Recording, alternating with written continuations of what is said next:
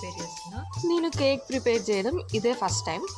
Last time కూడా ఒకసారి చేశాను, బట్ అది బిస్కెట్స్తో చేశాను, సన్ఫీస్ట్ బిస్కెట్స్తో కేక్ సింపుల్ ప్రాసెస్ అన్నమాట.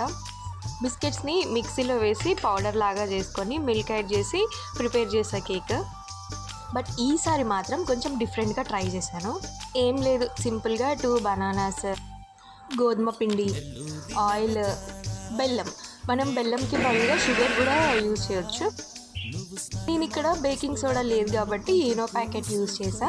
అవన్నిటిని కలిపి మిల్క్ యాడ్ చేసుకొని మనం మంచిగా మిక్సీ పట్టుకోవాలి. నేను అందులో చాక్లెట్ వేసి మొత్తం కలిపేసి బేక్ చేశాను.